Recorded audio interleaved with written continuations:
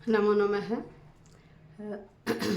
दर्शकों, हम श्रीमद् भगवत गीता के 7वें अध्याय भगवत ज्ञान का श्रवण कर रहे हैं। श्लोक संख्या 26 तक श्रवण कर चुके हैं। आज हम श्लोक संख्या 27 का श्रवण करेंगे। श्लोक संख्या 26 में श्री कृष्ण भगवान अर्जुन को कह रहे हैं कि देखिए, मैं सभी प्राणियों के भूत और भविष्यत को भी जानता हूँ और हर प्राणी के बारे में जानता हूँ, लेकिन प्राणी मुझे नहीं जानते हैं। प्राणी मुझे नहीं जानते हैं। और श्लोक संख्या 27 में आज हम श्रवण करेंगे कि यहाँ श्री कृष्ण अर्जुन को बता रहे हैं कि देखिए, व्यक्ति मोह माया में उलझा रहता है। मोह माया के कारण वह अज्ञान में धंसा रहता है और वह मेरे वास्तविक स्वरूप को नहीं पहचान पाता है। सांसारिक मोह माया में ही वह लिप्त रहता है और मेरे स्वरूप से वह बहुत दूर हो जाता है। तो आइए श्लोक संख्या 27।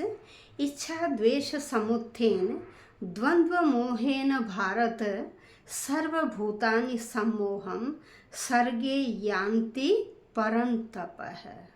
यहाँ क्या कह रहे हैं कि राग और द्वेष क्या, ये द्वंद्व है। इस द्वंद्व में ही सारा संसार उलझा रहता है और वह मुझ परमात्मा से विमुख हो जाता है। भाई, मोह माया अज्ञान में उलझा रहता है तो वह मेरे परम स्वरूप से विमुख हो जाता है। इसीलिए मनुष्य का स्वभाव क्या है? मनुष्य का स्वभाव है राग और द्वेष में उलझे रहना। बहुत कम ऐसे व्यक्ति हैं जो इस मोह माया से अपने आप को दूर कर लेते हैं। वह इस मोह माया में नहीं उलझते हैं। तो शब्दशः अर्थ, इच्छा का मतलब इच्छा, द्वेष का मतलब घृणा। इच्छा और घृणा के समुत्थेन, उदय हो जाने पर, इच्छा और घृणा के उदय हो जाने पर द्वंद्व मोहेन द्वंद्व से और मोह से, भारत हे अर्जुन, सर्वभूतानि, यह सारा संसार, सारे प्राणी, सम्मोहम, मोह को, सब व्यक्तियों में क्या होता है? मोह उत्पन्न हो जाता है। सर्गे, जन्म लेते उनमें मोह पैदा हो जाता है। परंतप है, हे शत्रुओं को तपाने वाले अर्जुन, हे भरतवंशी अर्जुन, हे शत्रुओं को तपाने वाले अर्जुन। जब मनुष्य जन्म ले लेता है तो जन्म लेने के बाद उसमें इच्छा और घृणा से उत्पन्न द्वंद्वों से वह मोहग्रस्त होकर इस मोह माया में वह फंसा रहता है। यहाँ श्री कृष्ण भगवान अर्जुन से कहते हैं कि हे अर्जुन, जो साधारण व्यक्ति है वह इस मोह माया रूपी अज्ञान में ही उलझा रहता है और मेरे जो स्वरूप है, जो मेरी वास्तविकता है, वह मेरी वास्तविकता से विमुख हो जाता है। अर्थात जो शुद्ध ज्ञान है वह उस शुद्ध ज्ञान से विमुख हो जाता है और माया के वशीभूत हो जाता है। जब वो माया के वशीभूत हो जाता है तो मेरे स्वरूप को वह नहीं समझ पाता है। ये माया इच्छा तथा घृणा इस द्वंद्व के रूप में प्रकट होती है। माया किस द्वंद्व के रूप में? इच्छा और घृणा, ये द्वंद्व है, इसके रूप में प्रकट होती है। और वह व्यक्ति क्या होता है?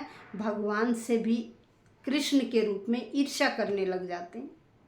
और जो संसार में दिख रहा है कि ये सब कुछ क्या है, ये भगवान ही हमें दे रहा है, यही भगवान है, वो उस मोह माया में ही डूबे रहते हैं।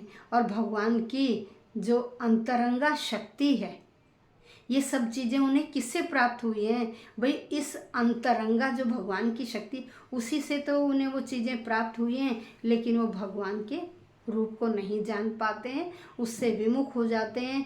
अज्ञान के कारण मोहग्रस्त रहते हैं, मोह माया में डूबे रहते हैं, हर चीज़ में अपना समझते हैं और इस द्वंद्व में, किसमें, मान में, अपमान में, सुख दुख में, स्त्री पुरुष में, अच्छे बुरे में, आनंद पीड़ा, इन्हीं द्वंद्वों में वह उलझे रहते हैं। इन द्वंद्वों के कारण ही वो कहते हैं ये मेरी पत्नी है, ये मेरा पुत्र है, ये मेरा घर है, ये मेरा पैसा है, ये मेरी गाड़ी है, ये मेरा बंगला है। इस तरह से वो मेरा तेरा करते रहते हैं। किसके कारण?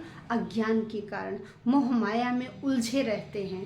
भगवान के वास्तविक स्वरूप को वह नहीं जान पाते हैं। जो सांसारिक चीज़ें हैं वह उन्हीं में ही उलझे रहते हैं और उन्हें ही अपना सर्वस्व समझ लेते हैं, और इस कारण से उन्हें अंत में दुखों की प्राप्ति होती है। ऐसा श्री कृष्ण भगवान ने अर्जुन को समझाया। तो दर्शकों, आप श्रीमद् भगवद गीता का श्रवण किया करो। हफ्ते में 1 या 2 वीडियो मैं आप लोगों के लिए बनाकर भेजती हूँ, और एक ही श्लोक भेजती हूँ ताकि आप जिन्हें संस्कृत का नहीं पता उन्हें भी थोड़ा बहुत संस्कृत का ज्ञान हो जाए कि हमारे जितने भी धार्मिक ग्रंथ हैं वह हमारी जो मूल भाषा है संस्कृत, उस मूल भाषा में लिखे हुए हैं।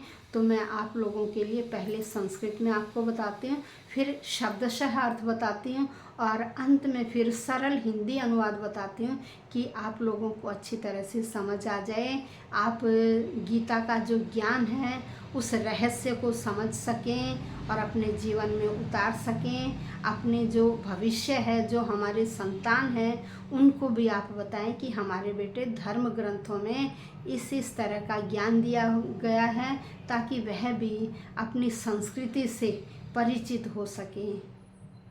मेरा यही आपसे निवेदन है। जिन्होंने चैनल को सब्सक्राइब नहीं किया वो सब्सक्राइब कर लें, और जितना हो सके शेयर कीजिए, ताकि ज़्यादा से ज़्यादा इस श्रीमद् भगवद गीता के श्रवण का लाभ उठा सकें। धन्यवाद।